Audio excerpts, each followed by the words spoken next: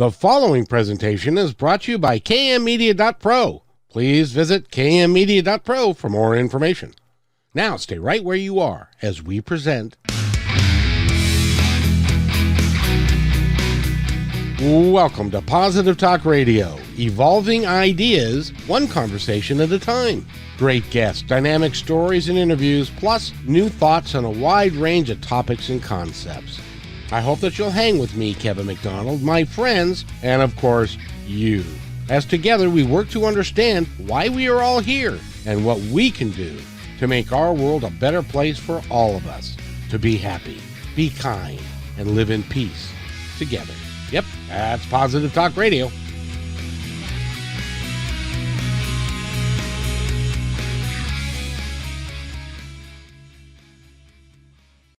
To another episode of Positive Talk Radio. One of my favorite all-time people is here, and I'm so happy that she's here. By the way, I got to ask you, what did you think of the opening? I think you surround yourself with beautiful women is what I think. You are one smart man. You know, I was looking at that and I'm going, you know, it's kind of like what is it, the Beauty and the Beast kind of thing? Yeah. So what do you? Hey, you know they're just as beautiful inside as out, and you know why not have both? Exactly. Now, I do have to say that they're all attached to other people, and that which is good because I'm, never mind. But it's Tracy Hemingway is with us, and she's got a great business called Hemingway Hypnosis, Yep. right? Yeah. I got that right, and I even did it from memory, which in my age is not an easy thing. So I'm impressed. And so then we got lots to talk about today because she is a great hypnosis person or hypnotist. What do you call yourself? To be honest, I call myself a neurohypnotherapist. So in my schooling, I went at 400 hours, I could call myself a clinical hypnotherapist. At 500 hours, I could call myself a transpersonal hypnotherapist. But for the last 3 years, I have done probably close to 400 hours of work with people with neurological issues, traumatic brain injuries, concussions, post-concussion syndrome. And so I actually gave myself the title of neurohypnotherapist because I really do specialize a lot in that neurological space. And so I always joke that my grandkids are going to have a job that's never been invented. And then so I just invented myself a job so I could have a job that's never been invented. Exactly. Well, yeah, that also makes you the only one. I am the only one. I think I'm one of the few in the world that has specialized in post-concussion and traumatic brain injury patients. Well, you won't, and we haven't talked a great deal about this, but I would like to talk about this a little bit. And that's NLP. Oh yeah, neuro-linguistic programming. That was a part of my training. I received training probably, I don't know, 30, 40 hours on NLP. I actually, on my bookshelf right now, I have NLP for Dummies because every once in a while I'll just refresh myself. Until I studied it, I didn't realize, and then I listened a couple of times to Tony Robbins, and I realized about every other sentence that comes out of his mouth is an NLP structure. Aha. Well, so he's basically hypnotizing the audience. He does it for a purpose, and he's very purposeful in what he does, which is why he's as big as he is. He is. And it wasn't until I had studied it that aha moment, and I said, look at that. Every other sentence is an NLP sentence. So describe what that means, an NLP sentence. So neuro-linguistic programming is a way of structuring a sentence, and it's really a way of beginning a sentence. And if you've ever had kind of a pushy car salesman that says, and Kevin, what do I need to do today to get you into this car? I've had that before. Exactly. And we work with people, we use NLP and hypnosis when we say, okay, you're not ready to forgive this person quite yet, but what would it take for you to get to that point of forgiving this person? And so it at least opens the door to that next step. And they said, well, this needs to happen.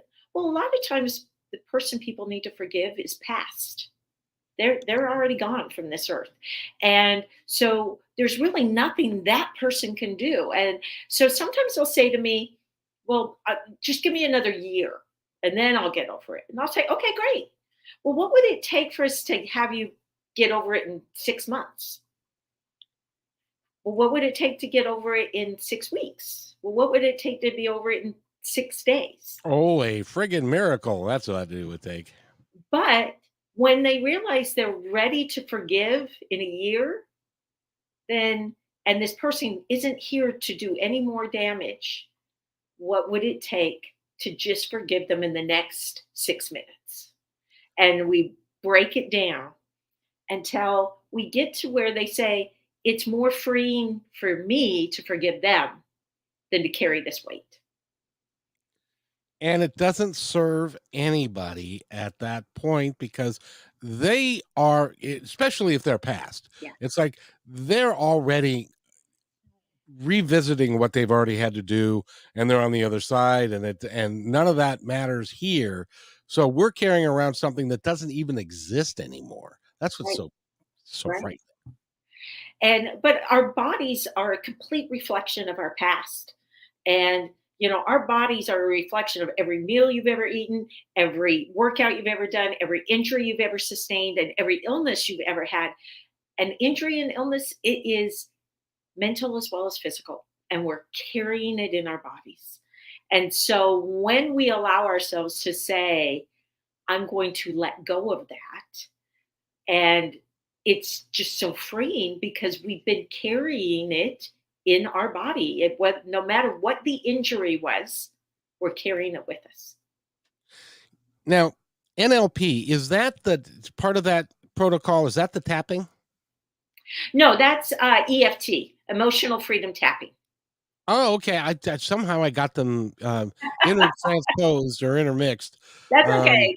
There's always a new acronym, so we should make one up, like Tracy and Kevin Rock.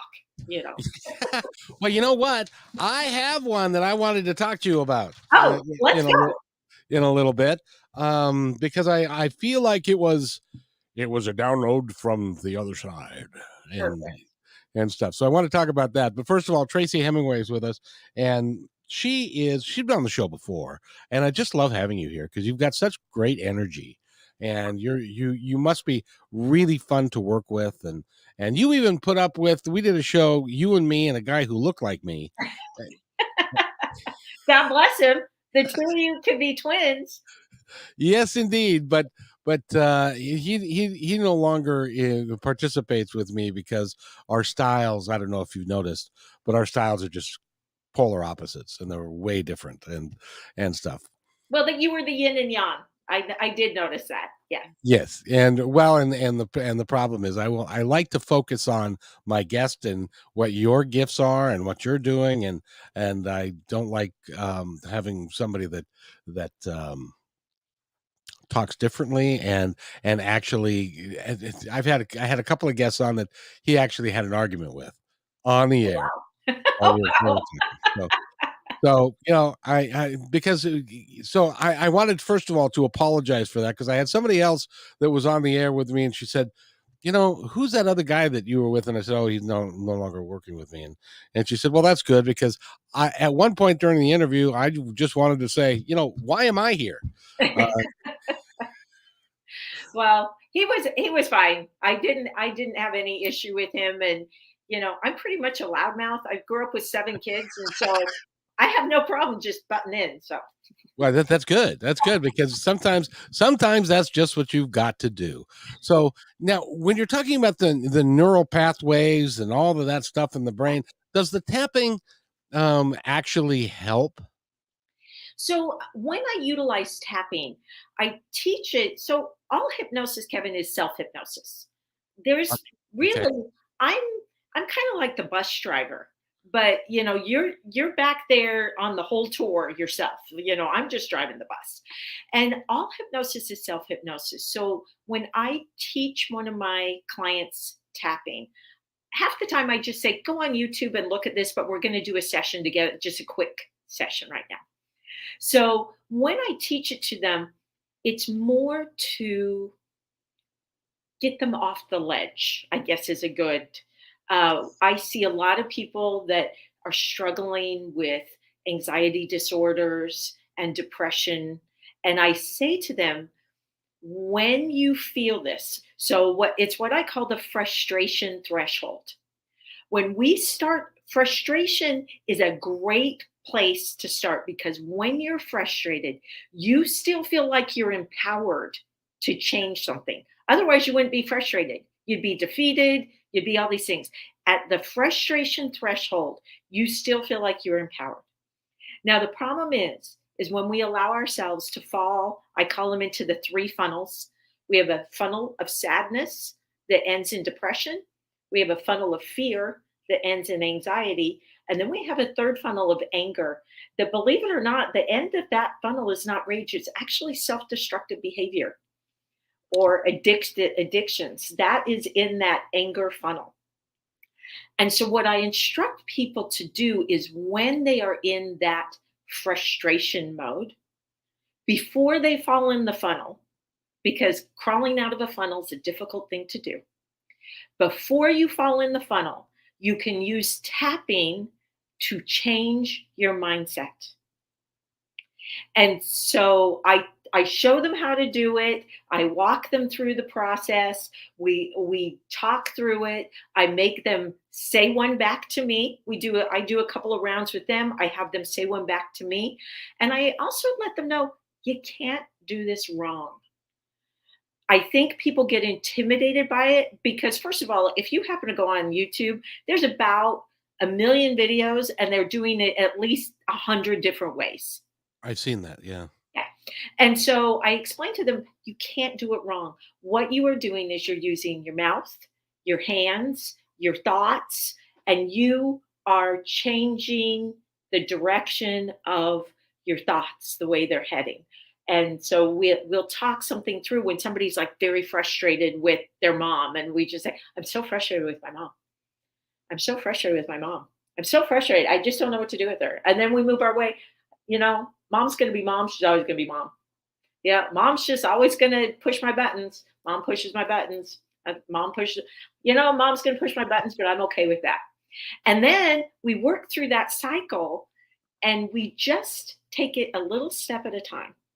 So I tell them when you are in the frustration, you can either do tapping or there is actually a magic word that you can use when you're frustrated. And that word is whatever. And usually when I use that word, I give them the 2-finger salute because when we're frustrated, we're usually frustrated about something we have no control over right now. Exactly. And so if you can give it the whatever and the 2-finger salute, you actually have stepped out of that frustration mode for even just a few seconds to say, okay, there's nothing I can do about this. And so I teach EFT tapping as a way to stop you from dropping into that funnel of either sadness, fear, or anger. Help me here because Yeah. I don't quite. I do understand it, but I don't. I've always been a positive person. Even when I'm down, I'm positive. Even when I'm talking to people, I'm always positive. I'm always upbeat and that sort of thing. So I don't understand when somebody falls into major depression or anxiety. Is that a chemical imbalance in the brain? Is that a story that they've told themselves they can't get away from? What is the dynamic behind? Because it happens to so many of us. And so my belief is right now, there's about 90% of the people that are on anti-anxiety and antidepressants don't need to be on them. They should be receiving therapy instead, or counseling, or talking to their religious advisor, whatever it is. But doctors love to write out prescriptions for. I've been handed 3 at 3 separate times in my life, and 2 of them were for menopause. It was like, this is a natural thing. I don't need an antidepressant to go through this. I'm just 55. Let me be a human. Um, and so, however, there are a good 10% of people who truly have a chemical imbalance And these medications can definitely help get that balance back. But Kevin, my experience has been the 10% that really need it are usually the 10% that won't take it. That's right. That's And right. the 90% that will take it are those that are just looking for the quick fix of, I don't want to do the deep work. I don't want to forgive myself. I don't want to forgive my life. I don't want to feel worthy. I'd rather just carry my guilt and my shame and swallow some pills so I don't feel them so much and get on with my day. And, I could be dead wrong. Disclaimer, I could be dead wrong.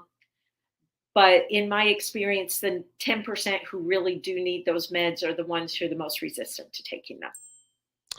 I have a relative that is exactly that way, once a month, and I'm not even sure because I haven't asked her. I'm not sure if it times with her cycle or whatever it is, but once a month she loses her mind.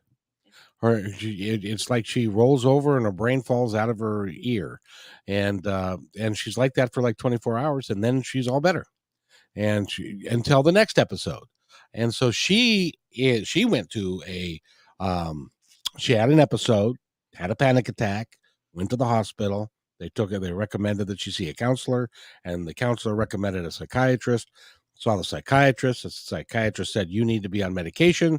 They're still sitting in the cabinet in the bathroom that she refuses to take because I don't need it, she says. Yeah. I would guess hers is far more cyclical then. I would think it was tied with her cycle, especially if she can say, 10 days prior or 4 days prior or whatever it is. You know, we as females and males, we go through, our hormones shift every single day, and they'll shift with what we're eating. They'll shift with what we're watching. If we're watching the news and getting that negative hormone and making us feel negative, everything changes. And so I would have probably gone to her gynecologist and had her check her hormone levels on like an every 3-day pattern and Hmm. check where her hormones go, because there's no telling, this could be a thyroid issue or other amygdala, other things that are, her hormones could just be completely off. Um, I know I had my own PMS that I didn't recognize until my second husband pointed it out, that I would have one day a month where I thought everything was tragic. Everyone hates me. I'm the worst. And the other 32 days a month, I'm good. But one day a month, I'm just the whole world is tragic. And so I really relate to what you're saying about your sister, or sorry, not sister, or whoever it is, relative, because I've had that happen to myself, and it was my my husband who went, "Oh, I know what this means," and it wasn't until he pointed it out, and I went, "Oh." 3 days later, right on cue, and he was right. So, So yeah, so there was one day a month where he made himself scarce. yeah. No, he usually made chocolate chip cookies. That was the better move. Yeah, women in chocolate, I tell you, but so Yeah. that, and that really is, in her state. Well, she also had postpartum depression Oh, when yeah. she had her baby and stuff. And because, I had a couple of kids. I didn't, my wife did. So I've seen what happens to the female body when they go through pregnancy, and it's crazy what happens. Oh, it is. Um, It is. It, this body is one big miracle. Let me tell you, the fact that it can create a human and then feed a human and do all of that is one big miracle. But our hormones cycle through. I mean, there's all sorts of studies that, like, women when they're ovulating, they're attracted to different types of men than if they're not ovulating. And I mean, there's so many studies on this. And now, we call it menopause with men, when they start to get into that low T area of their bodies, and they start to feel insecure, and all those things that women have felt, on a monthly basis. they start to feel that. They start to feel insecure and unattractive, and the world is a terrible place. And men start to go through that as well, and they're now realizing we're not so far apart. Just my body can create a human, and yours only contributes a little bit. Exactly, for the best 2 minutes that you'll ever have. But anyway, Exactly. I Exactly. but it's the interesting thing is that as I get older, and you're behind me, so you've got to go through this yet. But as I get older, what I'm discovering is that since I've never been this age before, that there are things that I cannot do today that I could do and didn't even think about it 5 years ago, 10 years ago, 15 years ago. And it requires an adjustment, and you have to learn what you really can and cannot do, and that you have to be careful. You don't want to fall over, because I used to be able to fall over and bounce back up and everything was fine. Now my bounce factor is gone. So you get older, it is an adjustment of learning how to live with it. It is, but even though we're more physically limited, you and I were having a discussion that we're the happiest we've ever been in our lives, and we've never been this old. That's absolutely true. Yeah, I have far more wisdom today than I did a decade ago. I mean, I don't even recognize that woman I was a decade ago. I have I'm learned so much. I'm right there with you. I got the same thing, and because we've been through it, and it's not a surprise when somebody comes along and is repeating the same thing that somebody else did a decade ago, but you're recognizing it better this time, so you're not allowing it to affect you in the way it did a decade ago. I think that's progress. I hope. Oh, absolutely. Absolutely. I mean, we are growing and changing every day. I I tell people all the time, you have two choices. We either grow and change and evolve and it's all really uncomfortable, or you can just sleepwalk through life and just do the comfortable stuff all the time. And I know a lot of sleepwalkers who want that union job where they put the widget on the wadget for 30 years and then they want to retire and sit on the same bar stool and drink the same beer until they die. when I when I was young, I went to work, and I never seen this side of people before. But I went to work for a cabinet manufacturer, and I was going to learn how to make cabinets. And so they started me off with making just nailing one thing into another and stuff like that. But what got me was everybody that worked there had a set life.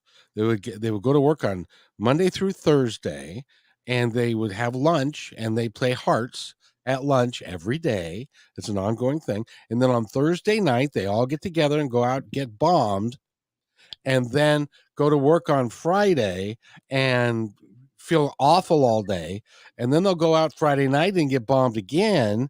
And then they'll have their little weekend. But it was the same every week. And some people, and there was one guy, he'd been there, he worked there for 30 years, and his job was to be at the end of a double-edged saw so that he could take and stack the wood, the sheets of plywood. He could stack that on a pallet, and he did that 8 hours a day. 8 hours a day, 5 days a week for 30 years. And he didn't kill himself. I don't understand how that could be, but there's some people like that.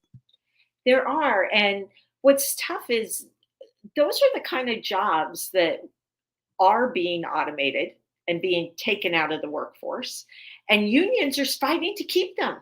And it's like, no, we want the humans to use their brains, their heart, their gut. We want humans to use their creativity. Let the machine stack the plywood on the pallet. Exactly. Are you familiar with the gospel according to Gene Roddenberry? No, but I know that name. Why do I know that name? He invented Star Trek. Oh, okay. All right. Well, tell me about the gospel according to Gene. In the 23rd century, Mhm. everything is automated. We don't have to work anymore because the food can be in what do they call that? The Anyway, the food's created for you. Everything is done for you. And so that gives you the freedom to pursue whatever your heart desires. And so that's what everybody did. They were able to pursue what their heart desired without having to worry about the consequences of starvation and all that kind of stuff. So I'm hopeful that we will get to be that way. But I'm convinced that there are people that even if they had ultimate freedom, that they would not take it and they would not use their passion to really make their life better, and they would sit there on the couch. Are there people like that? Kevin, we all have ultimate freedom. Ah, We all have ultimate freedom. At any point, we can make it. dang, I wish I'd have said that. At any time, you can make a choice to do things differently. But our subconscious mind, so this is my hypnotherapist talking, bring out Yep. the subconscious. Our subconscious mind only wants two things for us. It wants to keep us safe and it wants to keep us comfortable. Healthy and happy, that's a conscious thing. It's thinking about the future. I want to be healthy and happy. Subconscious mind, safe and comfortable. So if comfort is stacking the wood on the pallet and playing hearts at lunch and getting wasted on Thursday and Friday, then that's what you're going to do because you live subconsciously and you will sleepwalk through life making the same decisions you made yesterday today. But we all have the ability to change. We just don't. Thank you for the segue, because you bring up a very interesting point. Do you know who Pete Carroll is? Coach of the Seattle Mariners or Seattle Seahawks, right? Coach of the Seattle Seahawks. Okay. Absolutely correct. And he has a philosophy that is unique to what he does in pro football. And his philosophy is I take every athlete where they're at and I develop them to the best of their ability, regardless of what that ability is. And then we utilize that so that they can be the best version of themselves. It's a very enlightened viewpoint, in my opinion. And one of the things he talks about is something called grit. Are you familiar with the term grit? Like true grit? Not girls raised in the South? No, not the corn, not grit. No, I understand true grit. Yes, I do understand grit. And it's all within us, but it's a hard thing. Grit never comes easy. So this is what I developed. And this kind of came to me, and I got up and wrote it all down and stuff. And so Positive Talk Radio is going to become the home of authentic grit. Awesome. And the authentic grit is identified by your behavior and what you do and your passion and your follow through. And so I actually made an acronym out of it. And so I'll just read it to you. Okay. Authentic grit, growth, always developing personally, professionally, and spiritually. Resilient, never quit. Strength of character, positive, and passionate. Indomitable spirit. Hardiness, excellence of purpose, and powerful. And tough. Mentally determined, hardworking, courageous, and creative. What I'm going to be talking about and preaching is that if that's not who you are today, that is something that you can do. You can learn. It's a learned behavior.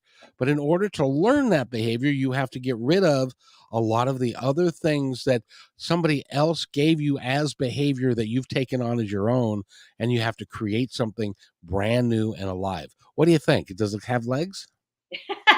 Absolutely. To me, that's what the subconscious is all about. It does not like the grit. Because if you think about when you're sanding something, the more grit, the more 220 versus 50, it makes things polished and shiny and all of that. But it's uncomfortable.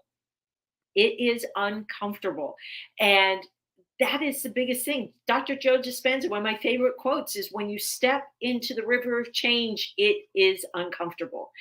And people's subconscious minds, it wants to keep you comfortable. And it doesn't like things that poke at you. And whenever you're trying to grow, whenever you're trying to have that, open your mind to new physical, new spiritual, new intellectual, something's poking at you, and it's not easy, and it's hard, and it's easier to sink back into your old patterns than it is to change. Where is that little voice that at least I have that little voice that keeps pushing me that says, keep going. Keep going. You can do this.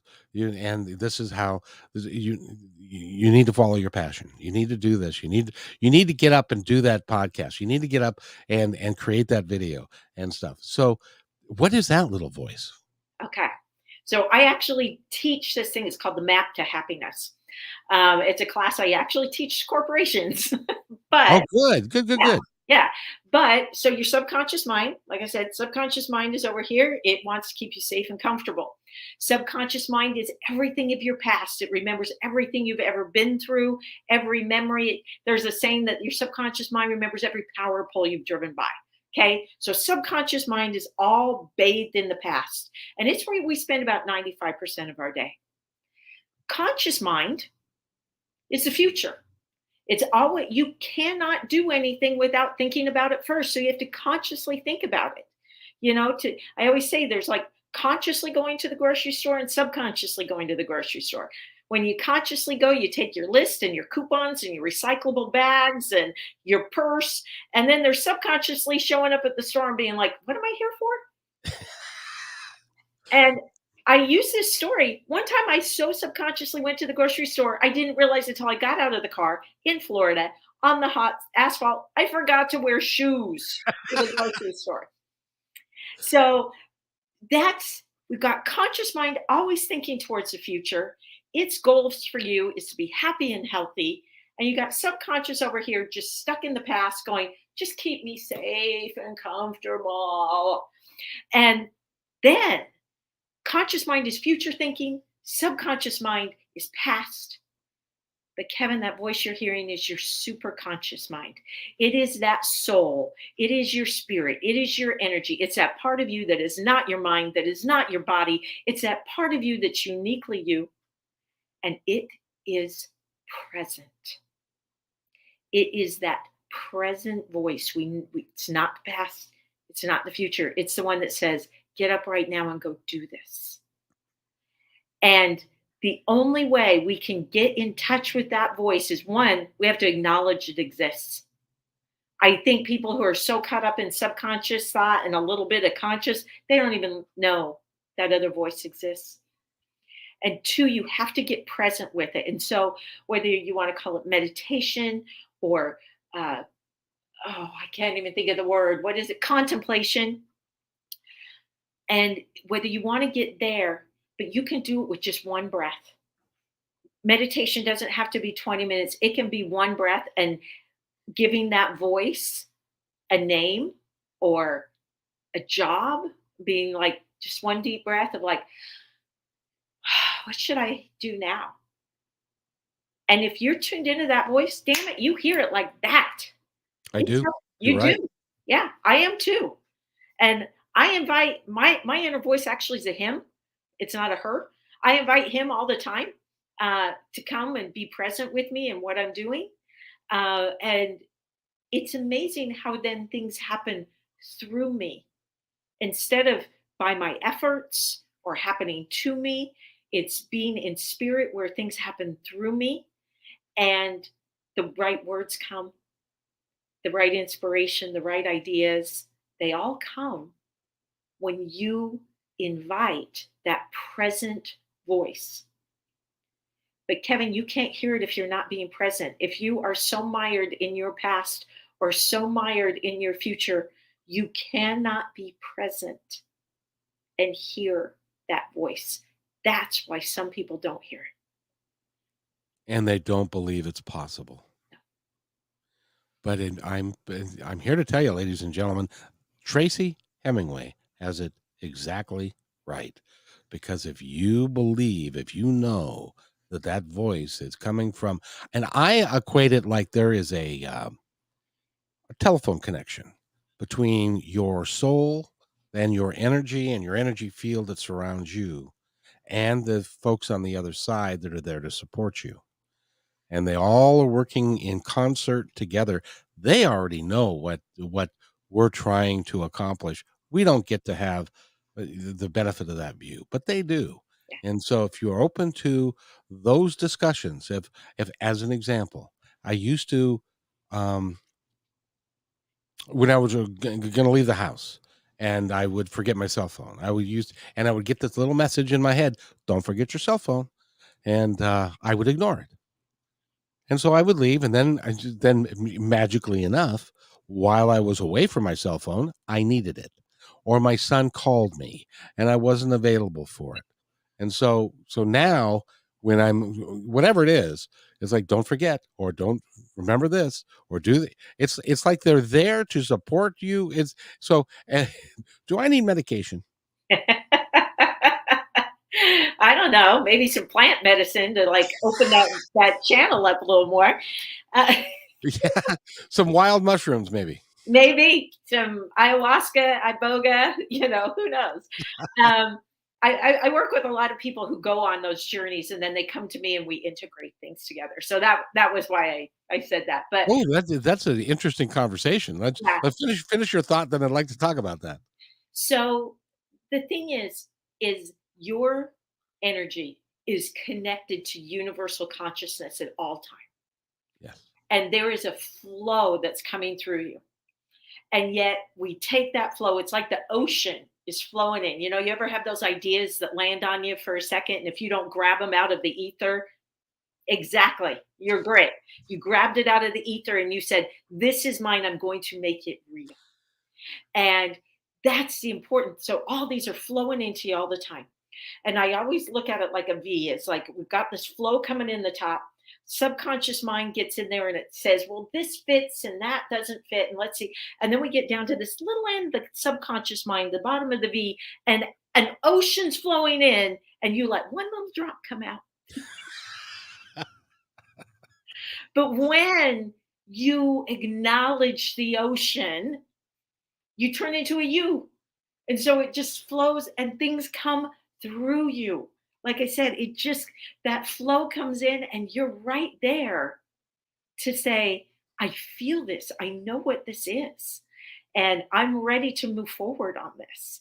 And it's like instead of being that V where you're shutting things off, you be the U and you just let things flow through you. And I ask my higher self all the time, it's like, where are my keys? And I'll get the weirdest, like, go look in the trunk of your car. And I'm like, they're not in the trunk of my car. But then I go in the trunk of my car and it's like, oh, I forgot to bring this bag of groceries in. Then go take the bag of groceries in and there are my keys sitting there on the kitchen counter. And it's like, oh, okay, thank you. That was a little roundabout. But I always say the universe has your back. It doesn't have your front. You have to take the steps first and then it just pushes you right along. By the way, you just had a bumper sticker moment, or a T-shirt moment, and that was be the you. Be the you. Yep. That Just be it. that would be something that would solicit a question. Yes. Okay, so what does be the you mean? Yeah. Be open to the universe. Be open to ideas and thoughts and creativity and ways of being that you have never thought of before, because they're all waiting for you. That's what this is really all about, is it's all waiting for you by divine design. In your work as a hypnotherapist, I wish I could speak today. Do you talk to people about these principles? Oh, absolutely. Absolutely. I have people who come and we're working on things and they'll be like, I just have no idea how to be happy. And it's like, get a piece of paper and a pen, sir. We're going to draw the map to happiness here. And I literally teach this. It's a map to happiness. And I use it in my practice a lot because people don't realize until you get that subconscious, conscious mind, and super conscious mind all working together. That's where you find that happy spot, that zone, that place where you feel like I've got this. And that, be the you is universal consciousness too. But Kevin, you hit the nail on the head, because I always say, when you are in spirit, in that connection with your superconscious mind, is where the 5 I words come in: ideas, inspiration, intuition, instinct, and imagination. Ooh. Those 5 I words happen when you're there. When you're caught up in the past, you don't, ideas and imagination aren't flowing. When you're so caught up in your to-do list, it's hard. You have to stop and be present to let the ideas and imagination flow.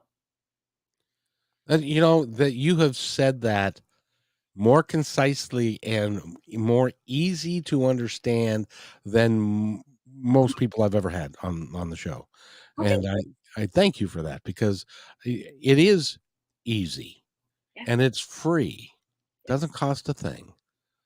All it is a different mindset, and the belief and the knowing. See, I don't even use the term belief really anymore, because if you know something, you know it, right? Yeah. And this is what I know. I know that we are connected. We are connected to each other. We are connected to source, and it's all designed for our pleasure and enjoyment, and for us to have a good time and experiment and to live and to really make something that we can remember later on, that we are proud of, and something that we really enjoy. One thing I tell all of my clients is, you were created cell by cell from scratch by the universe. And you were created cell by cell to be extraordinary. You weren't created to play small. We just choose that because safe and comfortable likes small,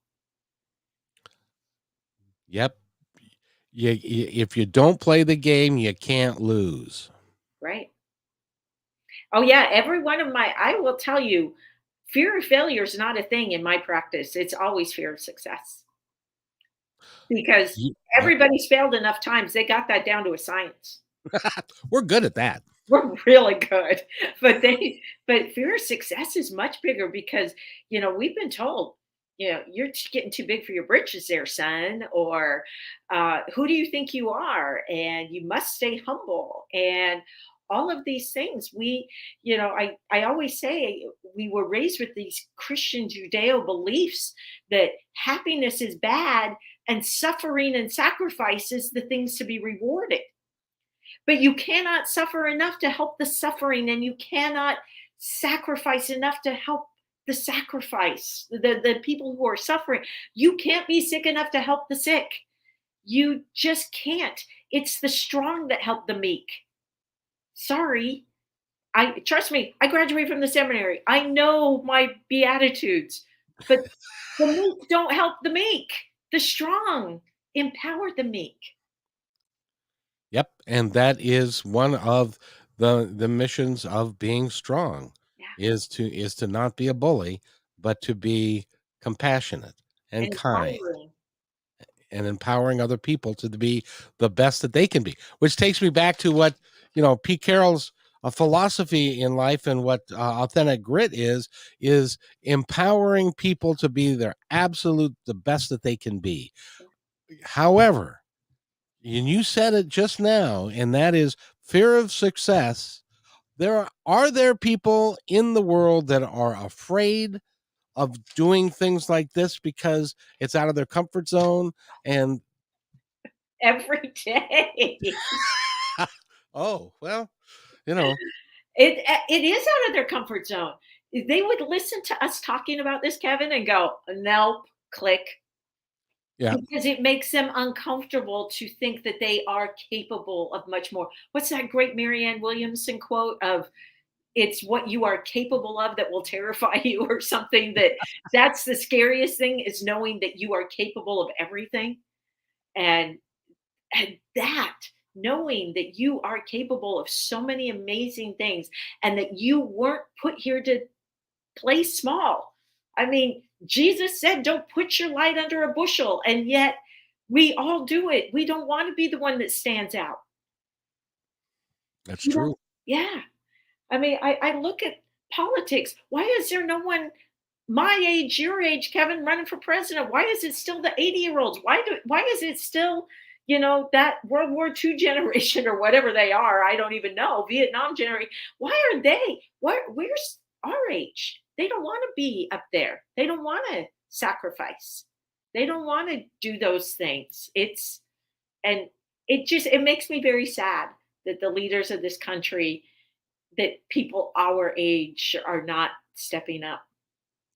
My son and I were having this conversation just the other day. It's like he's like, Dad, they're like almost dead, and they don't remember what it's like to be 30. Well, Because that and was what it's like to be 30 today is nowhere freaking near what it was even when I was 30. me either. Yeah. And it's different, but they haven't changed. But you're right. There is a whole generation that are not interested in apparently in service, because it's like they don't get paid enough. The really bright people that can make millions of dollars, they don't get paid enough to put up with what politicians put up with, and the scrutiny and all that kind of good stuff. But Well, and to spend all that money to campaign. yeah, I mean, they spend so much money, or they spend so much of their time and energy fundraising, that they're very rarely out there leading. Um, so I didn't mean to go over to no, you're uh, we talk about all of it here. We don't talk about religion and politics a lot, but the psyche, I'm interested in the psyche, like you are, of why it is that this generation is not doing what other generations have done. And is it self-centeredness? Is it because they don't think they can? Because I agree with you. Everybody is capable of doing whatever they choose to do. I'll use myself as an example if I can, please. because I've got 650 episodes up. I've got another, probably 2 years worth of episodes that I did in 2003 through 2005. I would not be considered a success. I don't have a national radio show. I don't, but in my mind, in my world, I am a success at what I'm doing, and I'm not going to stop, regardless, because I get to talk to people like you, and that becomes a really cool thing for me to be able to present people like you to the world, and tell me if you agree with this. My philosophy is my job is to put the best show that I can put up with the best guests I can put up and define, create the best content that I can, and I'm going to let the universe handle the rest. Yep, exactly. People ask me all the time, why don't you create a class or a this or a that? And I say, because I help humans one person at a time. And that person, if I can help that person be happier, that's one more happy person in the world. That is a better gift for me to give to the world. We And the need more ripple, happy people. oh yeah, and the ripple effect Yeah, of helping that one person can literally change generations yeah. of people on this planet. I agree, 100%. And I tell people all the time, when I tell them that happiness is their number one job, and they kind of look at me cross-eyed, and I say, but when you're happy, isn't your wife happier? When you're happy, aren't your kids happier? When you're happy, aren't your coworkers happier? Who wants to be around someone who's miserable? It's like when you're happy, you're actually giving a gift to the world, because everyone you interact with, you give that happiness away. And that is actually, like I said, we like to put up here our piety and our sacrifice and denying happiness and all this kind of garbage. We're not giving back to the world. When we're happy, I mean, when I'm happy, I'm much more apt to put some money in the homeless man's pocket and all those other things that I wouldn't necessarily do when I'm being miserable and grumpy. Exactly. And I have actually proof of that. When I was driving a bus, I'm not sure if we've talked about this part. No. when I was driving a bus, and a lot of times it was a 60-foot bus, so there were a lot of people that I would come in contact with on a daily basis. Well, as they would get on and pay their fare or not pay their fare, I would always say hello and how are you and stuff, and I always tried to do it with a smile, and I always and let me amend that. Most of the time, I worked to put a smile on my face and to be and to present a real happy because my feeling was that there were people that I would come in contact with that nobody else is going to talk to that day, except Exactly. except for me. But the side benefit of that was I discovered that when my energy was positive and was happy and was flowing, the bus was better. The people were kinder. They were happier mm, but when I was in a bad mood or I was angry, the bus became angry and stuff. It's amazing the energy and the ability that we have to affect or infect those people around us. Yeah. It is contagious. And but like I said, being happier has a ripple effect to everyone that you interact with. And so when I talk to my clients, that's the biggest thing I try to tell them is that happiness is your number one job. And again, I, especially when I tell them to be selfishly happy. Ooh, Oh no, those are two words that are not allowed to be in the same oh, sentence. I know that really pokes at a lot of people. And I'm telling them it's good that it's poking you because that means that makes you really uncomfortable. And why does you choosing your own happiness make you uncomfortable? And once we really can kind of dive in there, it makes such a difference, Kevin. It really does. And like I said, so much of it is things they've been brought up with as kids. I mean, I tell you, people say all the time, "What are you laughing at? Wipe that smile off your face." You know? Oh, you just brought it that I just had a vision of that Yeah, when I was a kid because I used to what why the hell are you so fucking happy? Shut up. exactly. Yep. Yep. You know, So yeah, yeah, it, so it's they a don't lot of like people that are happy. Go ahead. no, it's just a lot of baggage. You know. Indeed. Tracy Hemingway, will you come back again? I just love talking to you. I love talking to you too. So next time, let's talk about integrating with plant medicine. I've had a Oh, lot of patients that have uh, had experiences, and a lot of times they go out of the country. They'll go to Costa Rica or Peru to have these experiences, but then they never have time to really integrate it all together. And people have now started seeking me out for that, and I'm truly loving it because that spiritual side of hypnosis, even though I consider myself a neurohypnotherapist, the spiritual side is really what I got into it. And that's where my true love is. So, well, I want to talk to you about that. I also want to talk to you about past lives and life between lives. So that's on our agenda to talk more about and stuff. I would love for you to become like a regular on my show for me. So, um, absolutely. Absolutely. I know I hadn't been on the last 2 months, and we actually thought we were being transferred, and we didn't get transferred. So the last 2 months, I've kind of been in, are we moving? Do I need to pack up the house mode? yeah, yeah. so That's a disconcert all by itself. Yeah, yeah. It's one of those things, and I've had a great April and May, but we traveled a lot. We had a wedding, we had a possible moving, we had a lot going on. So I would love to be a regular, and I appreciate the invitation. Just whenever your busy schedule allows for it. I also, I do KKNW, and I want to have you on there as well because my listeners benefit by your positivity and listening to you. So Well, it works out really nicely for me. well, thank you. I appreciate you taking the time to spend time with me, and I love the dialogue that we have together. So we have such an energy when we come together. I love it. I do. Yes, ma'am. We surely do. By the way, if you want to get a hold of Tracy Hemingway, go to hemingwayhypnosis.com, right? Exactly. My email, my phone number, everything is on there, and I look forward to hearing from anybody. I always do a free 30-minute consultation before we schedule anything, just to make sure we're a good fit. Yeah. Kevin and I, we're a good fit, but not everybody is. So there you go. And but if you are interested, as an example, if you're interested in exploring authentic grit and changing your life in a meaningful way, because you're only here for a short time, and you might as well make it count for something. That's right. Enjoy it. Enjoy it. You are put here to have fun. Go have fun. This,